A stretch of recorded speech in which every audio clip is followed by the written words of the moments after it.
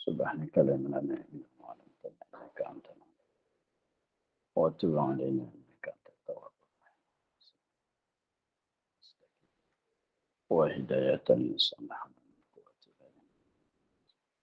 لا حول ولا قوة إلا بالله لا حول ولا قوة إلا بالله اللهم نعرف والملائكة المقربين وافتح لنا بعضك وللناس رب اشرح لنا صدرنا ويسرنا واحلل لساننا قال الشيخ نزلت لنا وعنا في الدارين sekarang.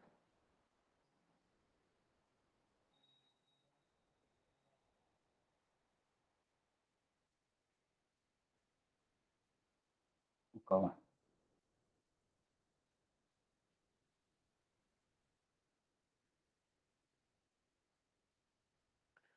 Dan sebeda ia Nabi sallallahu alaihi wasallam bermula Fatihah itu bagi orang yang dibaca baginya.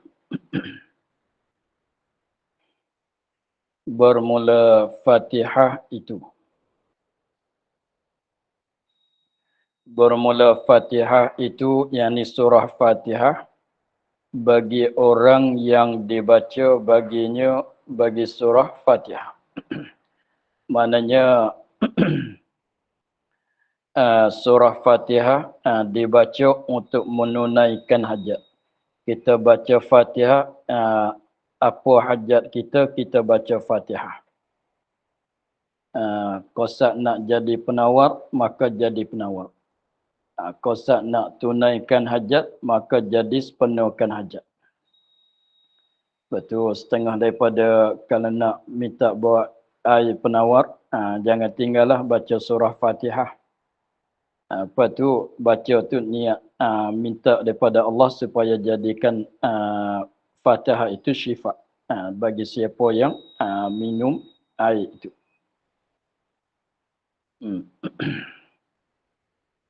Baca Fatihah mana-mana kosak kosak nak jadi penawar maka jadi penawar. Kosak nak bagi tunaikan hajat maka Allah Taala menunaikan hajat. Keberkatan surah Al-Fatihah. Dan sebeda ia ya Nabi sallallahu alaihi wasallam bermula Ummul Quran yakni Fatihah. Itu sembuhan daripada tiap-tiap penyakit, penawar bagi segala penyakit. Bermula Ummul Quran yakni Fatihah, surah Fatihah sembuhan penawar bagi daripada tiap-tiap penyakit. Sebab tu macam kata Sani itulah ada cerita setengah sahabat tu dia pergi kepada satu tempat pada suatu kabilah, ketua bagi kabilah tu kena sengat dikala. Maka sahabat tu minta itu apabila diperminta daripada sahabat untuk mengubat akan sakit kena sengat dikala, maka sahabat buat sahabat minta daripada orang kabilah itu minta buat jamuan untuk mereka. Sekiranya kalau dapat menyembuhkan akan sakit ketua dia daripada sengat dikala. Maka ceritanya sahabat tu jampi dengan baca surah Al-Fatihah. Baca surah Al-Fatihah, maka tiup pada tempat yang kena sengat, Allah Ta'ala bagi sembuh. Itu maknanya katanya penawar bagi segala penyakit. Dan sebeda ia Nabi sallallahu alaihi wasallam barang siapa dibacakan dia tak kala hendak tidur dan dibacakan sertanya akan surah Ikhlas dan Muawwidhataini, maka telah aman ia daripada tiap-tiap suatu malaikat mati. Ini amalan nak apabila hendak tidur, dia kata barang siapa dibacakan dia kan Fatihah, tak kala hendak tidur, dan dibacakan sambung pula bacakan dengan surah Al-Ikhlas dan Muawwidhataini, Qul a'udzu birabbil falaq dan Qul a'udzu birabbin nas, maka telah aman ia daripada tiap-tiap suatu kejahatan diamankan. Malaikat mati. So ya, maklum. Itu amalan untuk kita nak tidur. Selain pada baca doa nak tidur, kita baca yang ni. Baca Fatihah dan baca surah Ikhlas dan baca Muawwidhataini. Tapi kalau nak eloknya, kita mulai dengan Qul Huwallah mengikut tertib dia. Kita mulai dengan Qul Huwallah, diikuti dengan Al-Falaq, diikuti dengan An-Nas, kemudian disudahi dengan Al-Fatihah. Maka Nabi katanya itu aman daripada setiap-tiap perkara kejahatan malaikat mati. Memanglah mati itu tidak ada ubatnya. Dan sebenarnya ya Nabi SAW, barang siapa membaca Qul Huwallahu Ahad, surah Ikhlas, seolah-olah membaca ia akan sulus Quran. Barang siapa membaca Qul Huwallahu Ahad, yang baca surah Al-Ikhlas, bukan sekadar Qul Huwallahu Ahad sajalah, baca sampai walam yakullahu kufuwan ahad. Baca surah Al-Ikhlas, dikandaki dengan kata baca Qul Huwallahu Ahad, jangan kita faham betul-betul tu. Baca Qul Huwallahu Ahad tak memadai untuk nak dapat yang dia kata ni, kena baca satu surah. Seolah-olah membaca ia akan satu sulus Quran. Seolah-olah dia bacakan satu sulus sepertiga daripada sebuah Al-Quran. Kenapa dikatakan seolah-olah baca sulus sepertiga daripada Quran? Kita kira begini mudah-mudah. Al-Quran, sebuah Quran tu dengan secara umumnya disebut di dalam Al-Quran tiga perkara. Tiga perkara yang disebut, tiga benda, tiga perkara dengan secara umum, dengan secara ijmalnya Allah Ta'ala sebut di dalam Al-Quran tu tiga perkara. Satunya ahkam, hukum-hukum syarak. Yang keduanya khabaran-khabaran kisah-kisah. Dan ketiganya bab tauhid. Itu tiga perkara yang Allah Ta'ala sebut di dalam Al-Quran. Dengan secara ijmalnya begitu. Dengan secara ijmal, tiga perkara disebut di dalam Al-Quran, ialah ahkam dan akhbar dan tauhid. Maknanya hukum-hukum, wajib, sunat, makruh, benda yang wajib, benda yang sunat, yang makruh, yang haram, yang ada semua dalam Al-Quran. Jadi maknanya satunya al-ahkam, segala hukum-hukum disebut juga di dalam Quran. Yang keduanya al-akhbar, ialah khabaran-khabaran, kisah, cerita-cerita umat-umat dulu. Allah Ta'ala ada sebut juga di dalam Al-Quran. Dan yang ketiganya, bahagian yang ketiganya ialah pasal tauhid, i'tiqad tauhid akan Allah Subhanahu Wa Ta'ala.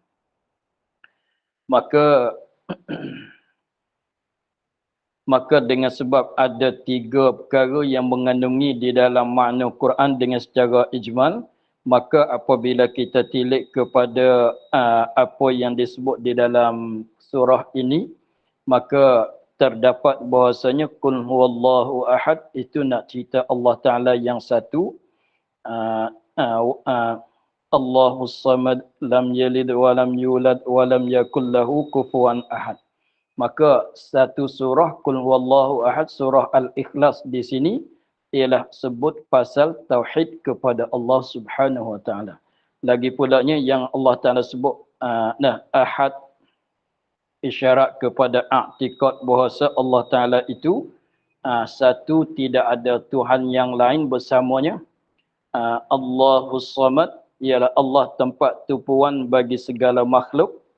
Maka tempat tumpuan bagi segala makhluk, maka tak dapat tidaklah dia tu kena kuasa, kena kandak, kena hidup, bersifat dengan sifat-sifat kesempurnaan. Lam yalid wa lam yulad wa lam yakul lahu kufuwan ahad, dan tidak ada sesuatu yang sama, yang sekufu dengan Allah, tidak ada. Maka dengan sebab Qul Huwallah itu, surah Al-Ikhlas mengandungi akan makna tauhid akan Allah Ta'ala, maka seolah katanya surah Qul Huwallah, satu surah ni sepertiga daripada sebuah Al-Quran. Itu maknanya seolah dia baca, apabila seorang siapa baca surah Qul Huwallah, seolah dia tu membacakan satu sulus sepertiga daripada Quran. Tilik kepada maknanya begitu. Lagi pulanya nak isyarat kepada bahawasanya kelebihan besar daripada pahala yang besar daripada kita membacakan surah Qul Huwallahu Ahad, sehingga sama pahala dia tu sama kita baca dengan sulus Al-Quran. Sebab tu ada sebuah hadis lagi yang tidak disebut di sini. Nabi tanya, adakah kamu mampu baca sulus Al-Quran pada satu malam? Nabi tanya kepada sahabat, adakah kamu mampu baca sulus Al-Quran, sepertiga daripada Al-Quran pada satu malam? Jawab sahabat kata, macam mana nak baca sepertiga dengan satu malam? Mana nak tidur lagi, mana nak apa lagi? Maka Nabi jawab katanya, itu senang saja. Baca Qul Huwallah surah Al-Ikhlas satu kali menepati baca sulus Al-Quran. Ini satu perkara yang Allah Ta'ala bagi kepada kita. Baca surah Al-Ikhlas walaupun pendek tetapi menepati seolah kita baca sepertiga daripada Quran. Seterusnya, dan sabda ia Nabi SAW, barang siapa membaca Qul Huwallahu Ahad, mana baca surah Al-Ikhlas, baca tu berapa banyak? 20 kali. Baca Qul Huwallah 20 kali, meminta membina oleh Allah baginya akan satu mahligai di dalam syurga. Allah Ta'ala membina untuk dia akan sebuah mahligai di dalam syurga. Maklum. Dan sabda ia Nabi SAW, barang siapa membaca Qul Huwallahu Ahad, yakni surah Al-Ikhlas 100 kali di dalam sembahyang atau di luar sembahyang. Baca dalam sembahyang, yakni kalau baca dalam sembahyang tu baca selepas pada Al-Fatihah. Baca tempat yang kita baca surah itulah. Dia boleh kita nak ulangkan ayat yang sama, surah yang sama dalam satu-satu rakaat tu tidak ada masalah. Lepas tu kalau sembahyang di luar, di dalam solat tu kita katanya nak habiskan 100 kali di dalam satu rakaat pun boleh. Artinya bagi sebelah 50 awal, 50 sebelah yang rakaat yang kedua. Artinya baca di luar solat, disurat Allah baginya akan kelepasan daripada api neraka. Allah Ta'ala menentu kata dia ni lepas daripada api neraka. Tak payah kita hurai banyak. Dan datang pada hadis, ada sebut di dalam hadis juga, bermula surah Tabarakah. Artinya kita terkenan dengan surah Al-Mulk. Surah Al-Mulk atau surah Tabarakah itu ialah menegah daripada azab kubur. Baca surah Tabarakah menegah daripada azab kubur.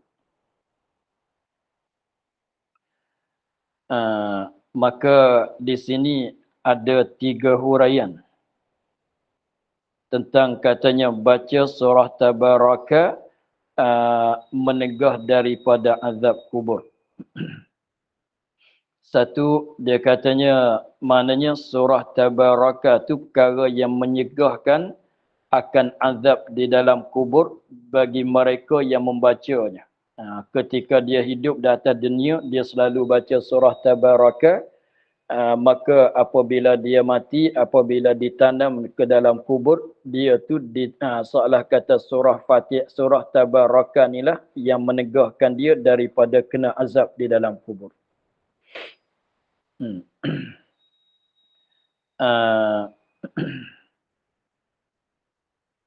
Satu dia kata begitu. Setengah dia katanya maknanya surah Tabaraka ni apabila dibaca di atas kubur bagi seorang, maka menegah ia akan azab isi kubur. Dengan maknanya, kalau di sini maknanya apabila kita pergi ziarah kubur, keluarga kita ke siapa, maka bacalah surah Tabaraka pada kubur itu, maka Allah Ta'ala akan menegahkan akan azab daripada ahli kubur itu. Sekiranya kalau dia tu kalau sekiranya kalau mayat itu akan diazab di dalam kubur, maka akan lepas daripada kubur. Malaikat mayat itu didapat nikmat memanglah kalau baca pun dah lepas, kalau tak baca pun lepas. Tapi setengah-setengah orang tu kalau diazab dalam kubur, apabila kita baca surah Tabaraka di kubur, apabila kita pergi ziarah, maka ditegahkan, diberhentikan daripada azab, berhentikan daripada mayat itu akan azab kubur. Lepas daripada azab kubur. Setengah dia katanya orang yang beramal dengan baca surah Tabaraka, Allah Ta'ala bagi lepas dia pada masa hidup dunia daripada dosa-dosa yang menyebabkan dia kena azab dalam kubur. Allah Ta'ala jaga dia tak bagi jatuh di dalam dosa. Sekiranya kalau jatuh dalam dosa, maka sepatut dia azab dalam kubur. Jadi maknanya orang yang beramal dengan sebaca surah Tabaraka ni, dia tak buat dosa-dosa yang menyebabkan dia kena azab di dalam kubur. Tu ada beberapa huraian. Maka semuanya itu ada kataan-kataan ulama kesemuanya. Maka kita boleh ambil dengan tiga tafsir tadi tu. Pada masa kita hidup di atas dunia, masih hidup lagi, kita banyaklah baca surah Tabaraka. Dan boleh juga kalau mengikut setengah ulama, dia katanya boleh nak baca di kubur untuk nak melepaskan, untuk jadi tegahan azab daripada ahli kubur. Semuanya maksud dengan kata surah Tabaraka itu ialah menegah daripada azab kubur. Dan diriwayat daripada Nabi SAW bahwasa adalah ia tiada tidur ia hingga membaca ia alif lam mim sajdah. Ini kelebihan surah sajdah pula. Diriwayat daripada Nabi, ada dicerita daripada Nabi, cerita perbuatan Nabi. Katanya bahwasanya adalah ia Rasulullah Nabi tiada tidur ia hingga membaca ia alif lam mim sajdah. Nabi tak tidur malam, malaikat dia baca. Maknanya Nabi ada baca surah alif lam mim sajdah setiap kali dia nak tidur. Maknanya malam mana kalau tak baca, dia tak tidur. Malaikat maknanya nak tidur dia baca. Ada nak tidur dia baca. Alif lam mim sajdah dan tabarakal mulk. Ni dua-dua ni. Bukan surah sajdah saja. Jadi maknanya setiap malam lah Nabi ada baca surah alif lam mim sajdah dan surah tabarakal mulk.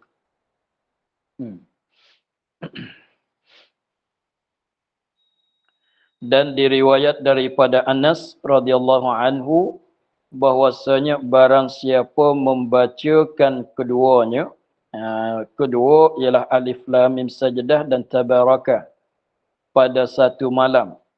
Dalam satu malam dia baca dua-dua surah itu, Nascaya adalah ia seperti mereka yang berjumpa ia akan Lailatul Qadar. Besarnya kelebihan dua surah ini apabila dihimpunkan pada bacaan satu malam, maka seolah-olah dia tu dapat bertemu dengan, dapat jumpa dengan malam Lailatul Qadar.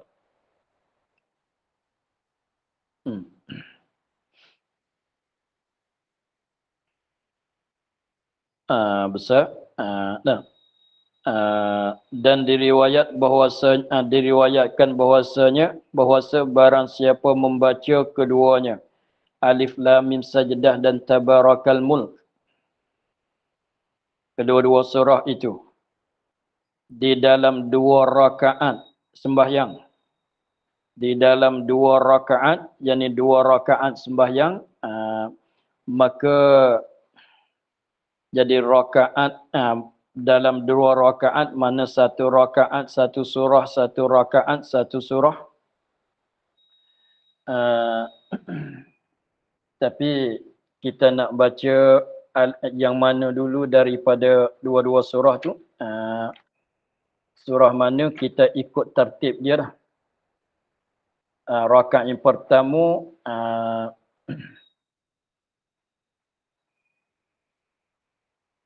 surah Al-Mulk dengan surah Sajdah mana dulu?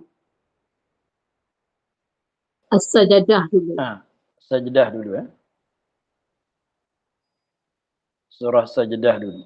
Kalau begitu maknanya baca Sajdah rakaat pertama, surah Tabaraka rakaat yang kedua.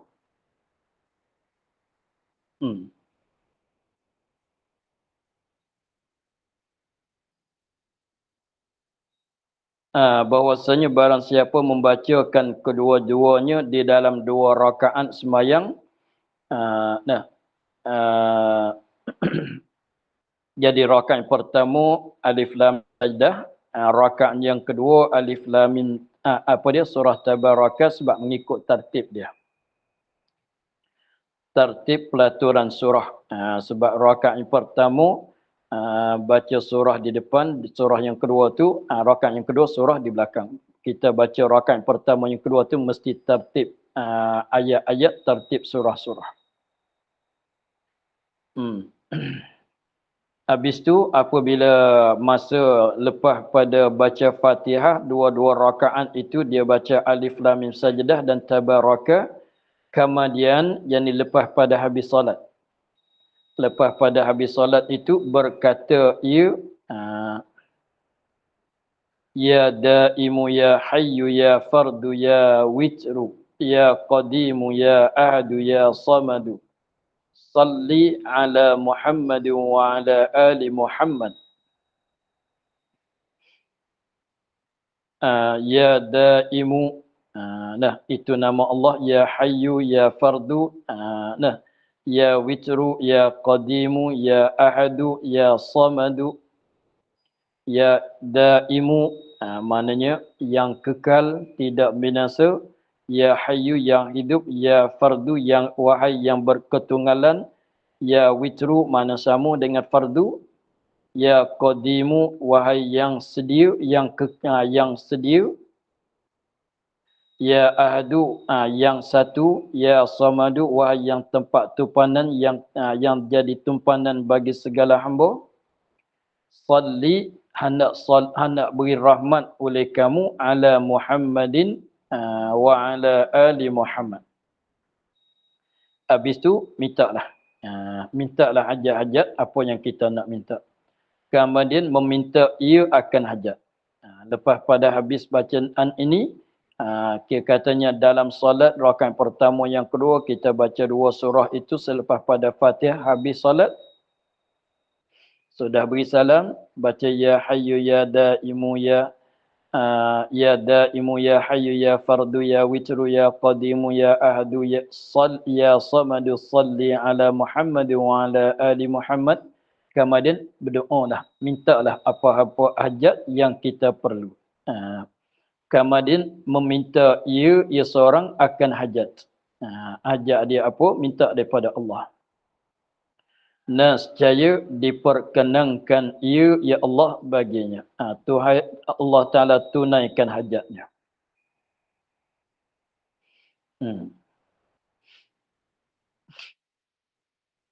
Lepas tu semayang tu semayang sunat. Semayang sunat. Semayang tu semayang sunat.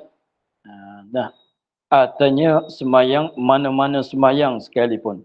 Kalau tak ada kesempatan, kalau kita nak ambil semayang isyak pun boleh, semayang maghrib pun boleh.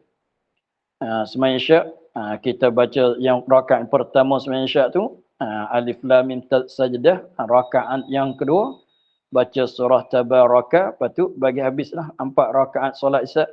Solat isyak.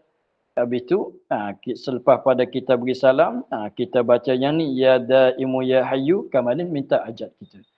Sebab berdasar kepada bahasanya sembahyang hajat, apabila kita ada hajat, kita solat.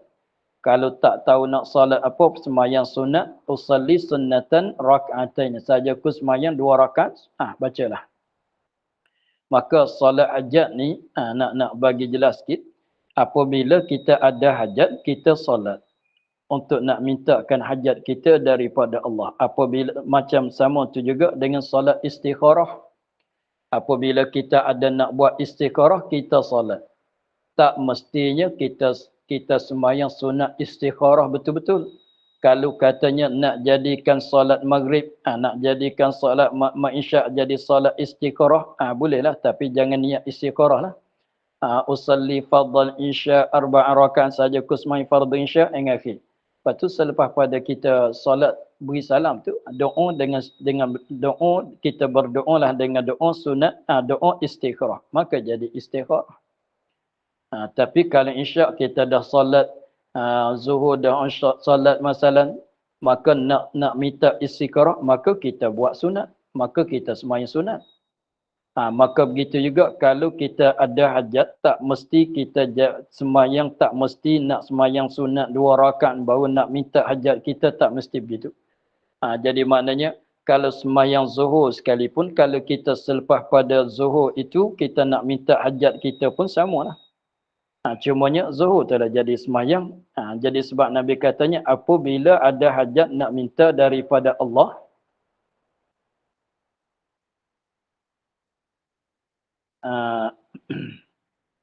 tak sempat baca. Apabila kita ada hajat daripada Allah, kita bacalah. Kita semayanglah 2 rakaat. Kita semayanglah. Maka semayang mana-mana sekalipun. Kalau ada nak solat zuhur. Tapi kalau katanya nak solat sunat, hajat, suku pula, asing pula pun boleh juga. Begitu juga solat istikharah. Sebab begitu juga solat apa dia? Tahiyyatul masjid.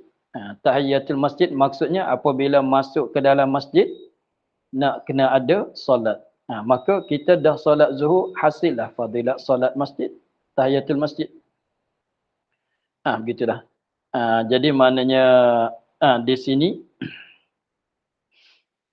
sini kita kalau tidak nak semayang sunat 2 rakaat, maka semayang isyak, semayang maghrib, isyak, subuh pun bacalah. Rakaat pertama surah Alif Lam Mim, surah yang kedua apa dia? Tabaraka, kemudian kalau isyak tambahlah 2 rakaat lagi.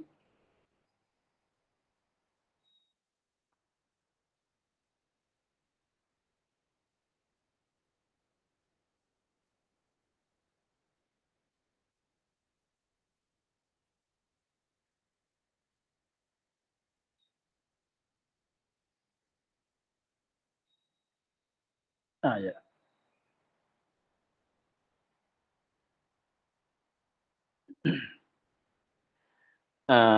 Begitu.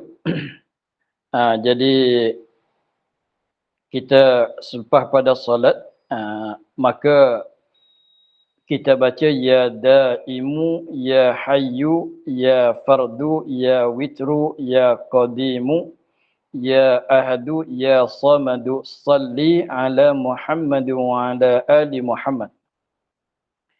Tapi kita ni apabila kita nak berdoa, kita mestilah mulai dengan bismillah dan puji kepada Allah dan kita selawat kepada Nabi sallallahu alaihi wasallam. Selepas pada sebab mana-mana doa pun mesti kena ada mukaddimah dia dan ada penutupnya. Setiap kali setiap kali kita nak minta doa mana-mana sekalipun, doa lepas solat apa mana-mana sekalipun, mesti kena ada penduluan dia ialah bismillah, alhamdulillah dan selawat kepada Nabi. Alhamdulillah sekadarnya, sekurang-kurangnya alhamdulillah dan selawat. Maka selepas pada tu kita mintalah hajat kita. Maka perkataan permintaan hajat tu tak payah kita hafal bahasa Arab lah. Sebut betul-betul dengan bahasa yang senang kita nak minta. Jadi senang kita nak kata perkataan kita tu boleh tuju kepada hajat kita. Jangan kita kalau kita hafal bahasa Arab boleh jadi kita hajat kita lain, yang kita baca dengan bahasa Arab tu hajat kita lain. Sebab tu kalau ajak nak bagi nak berjaya dalam kerjaan tetapi doa yang kita baca tu tak kena mengena dengan hajat kita, barangkalinya tak diterimakan. Sebab tu apabila nak berdoa tu nak mukaddimah, nak bahasa Arab, bahasa apa pun katalah. Tetapi apabila kita nak solat, nak berdoa hajat kita, minta dengan bahasa kita yang senang kita nak cakap. Nanti bahasa Arab tu boleh jadi tak betul dengan hajat kita pun tak. Yang sudah ditulis dalam buku-buku tu boleh jadi sekadar katanya tunaikan hajat, sekadar tu saja, iqdi hawaijina. Jadi tak jadi halus. Maka kita berdoa dengan bahasa Melayu. Maka di sini kalau tilik kepada zahirnya, ya daimu ya hayyu ya fardu ya witru ya qadimu ya ahadu ya samadu salli, ini dah sirah selawat. Kalau kita nak jadi sirah selawat pun boleh dah. Artinya kita nak baca asing, lepas pada selawat, lepas pada kita selawat tu belum pada itu, lepas ada bismillah, alhamdulillah kita selawat, maka kita baca yang ni. Baca ni ya daimu ya hayyu ya fardu ya witru ya qadimu ya ahadu ya samadu salli ala sayyidina ala Muhammad wa ala ali Muhammad. Kemudian terus hajat kita. Begitu ya. Katanya kemudian meminta ia akan hajat, nascaya diperkenankan ia ya Allah baginya bagi barang siapa tadi. Ni kita boleh buat sendiri.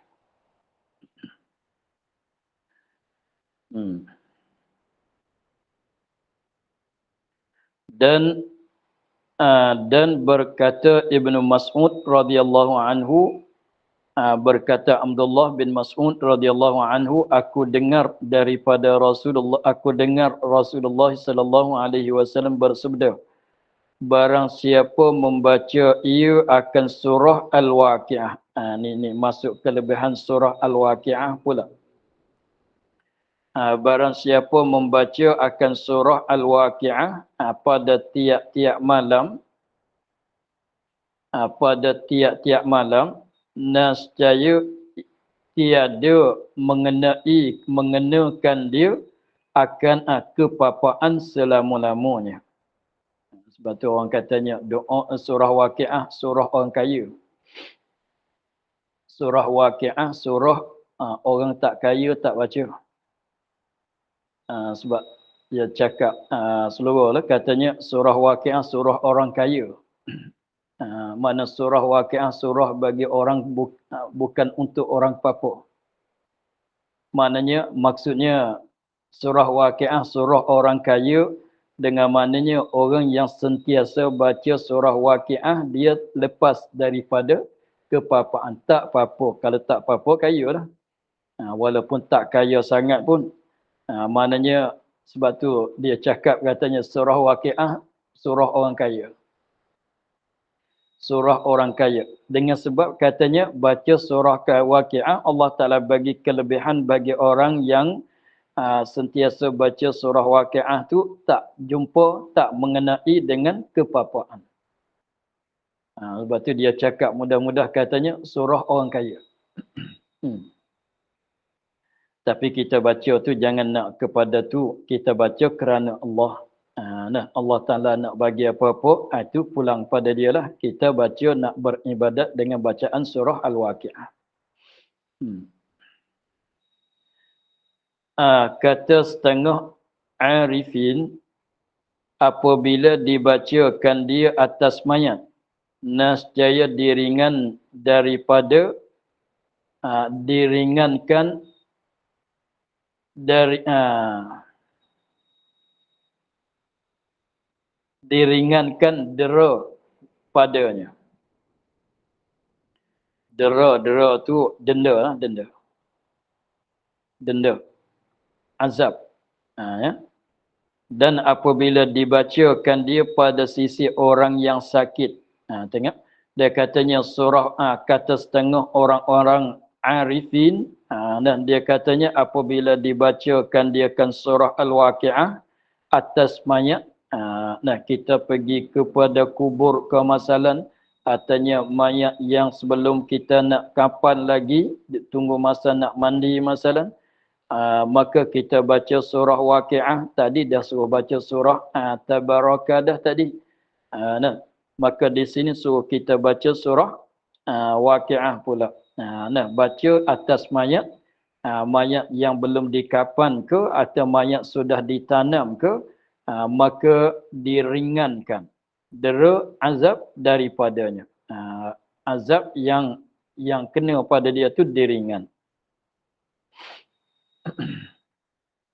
Dan apabila dibacakan dia pada sisi orang sakit, nascaya mendapat ia akan kesenangan.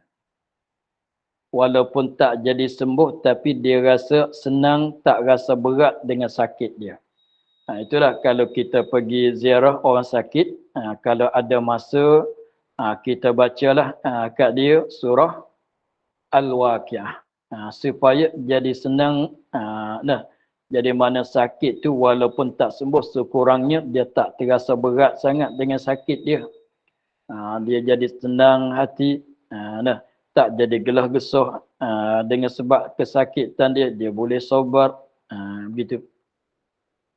Dan apabila dibaca di sisi orang yang muhtadar. Dan apabila dibacakan surah Al-Waqiah tadi di sisi orang yang muhtadar. Apa maksud orang yang muhtadar? Yakni hampir mati. Orang yang dekat-dekat nak mati.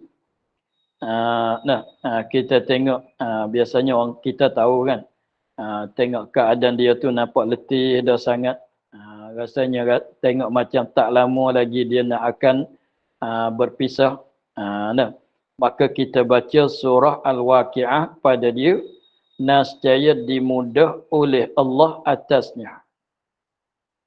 Dimudah oleh Allah atasnya. Maknanya kesakitan nak keluar roh tu jadi senang.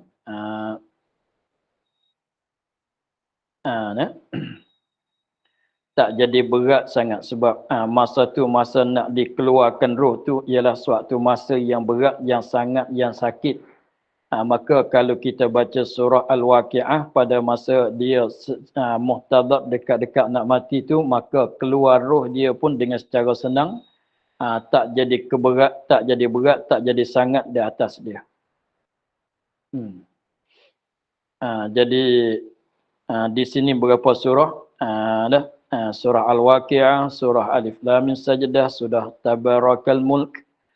Itu setengah daripada surah yang hebat-hebat.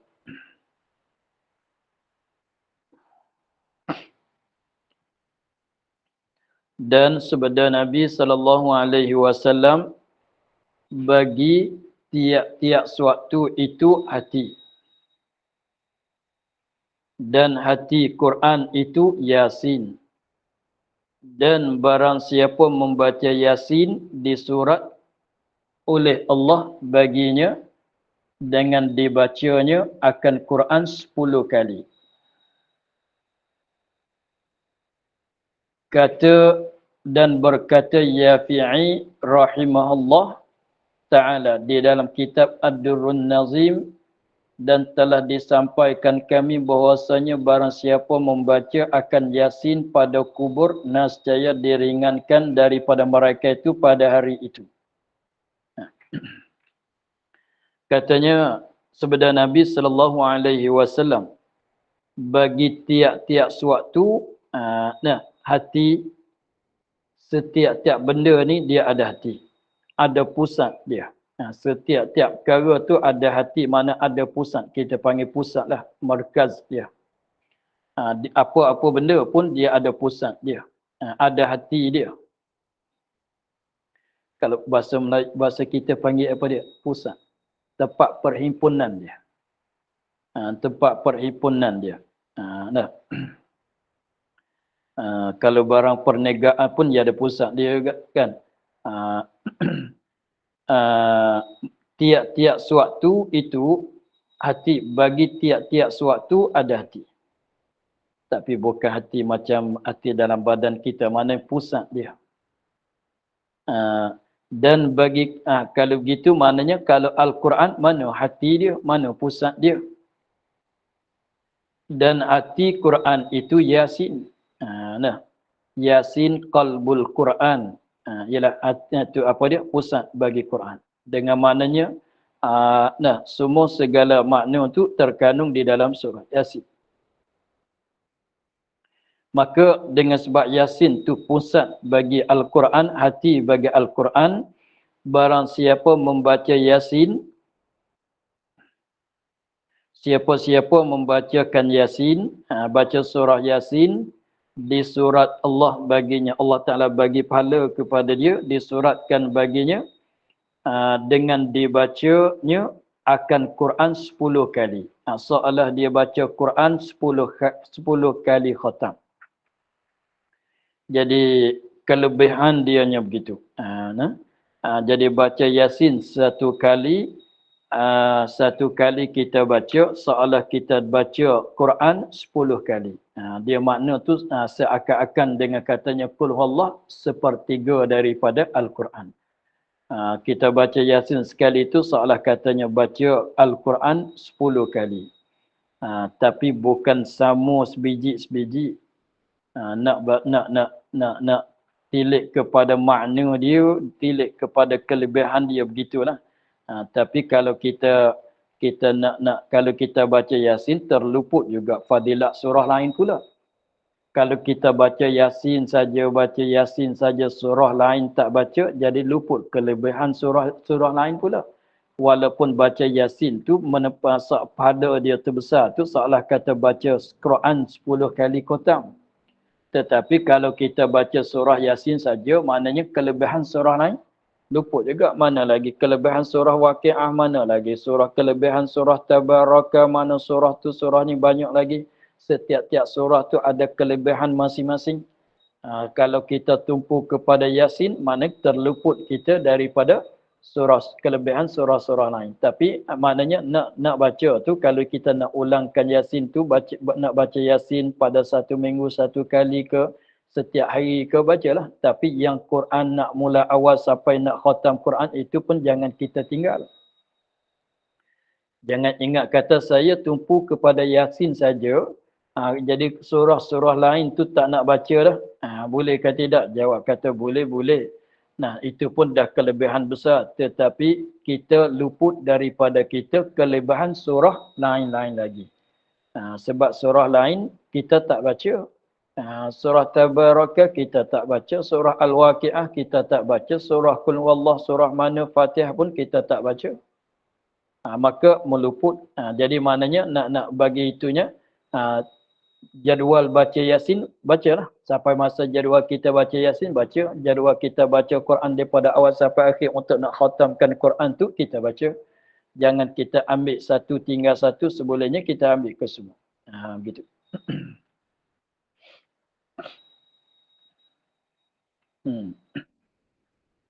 Itu kelebihan surah Yasin. Habis tu kemudian ada lagi banyak lagi kelebihan dia. Maka insyaAllah kita kalau tidak ada keuzran apa, kita bersambung minggu depan ya. Pada katanya dan berkata Yafi'i rahimahullahu ta'ala. Wallahu a'lam, alhamdulillah rabbil alamin.